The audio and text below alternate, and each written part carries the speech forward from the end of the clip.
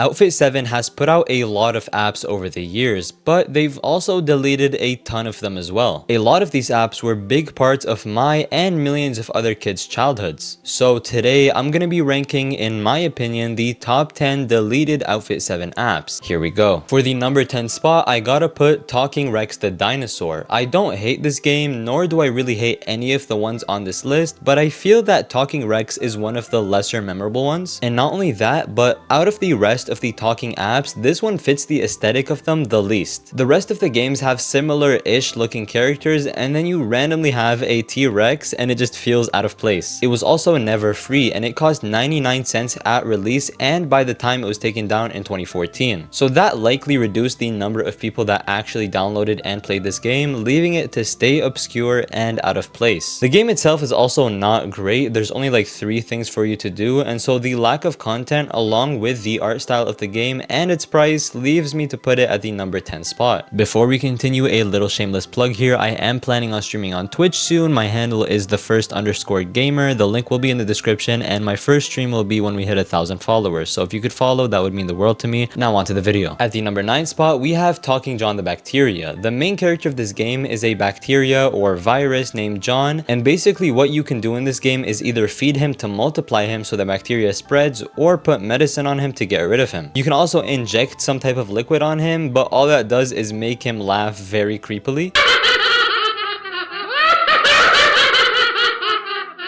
This is also a pretty cool game, but for me, it gets the number 9 spot because there's really only about 30 seconds worth of gameplay in this game. One of the buttons doesn't even really do anything, it just makes him laugh, and it's also missing the punching and poking aspects that the other talking games have. So you're basically limited to John repeating your words or the 3 animations by clicking the buttons. If you put in enough medicine though, you can just get rid of all the Johns on the screen, and so for a while you're just staring at the screen with nothing on it, waiting for one of them to respawn, so it kind of gets boring. But yeah, I think this one is pretty unique and a cool concept, but there's really not much content for it to be any higher than a 9. At the number 8 spot, we have Talking Baby Hippo. This game is surprisingly obscure despite it only releasing 2 weeks after the OG Talking Tom, but for some reason it just didn't take off as much as Talking Tom did. Pretty much all of the talking games are marketed towards kids, but Talking Baby Hippo is marketed towards literal babies. The buttons that play the animations are colorful and big, and the animations don't really do much. In this game, there's also no poking and punching, and the most you can do is kind of tickle the hippo. With the 4 buttons, you can either give baby hippo a carrot, or give them a balloon or a pacifier,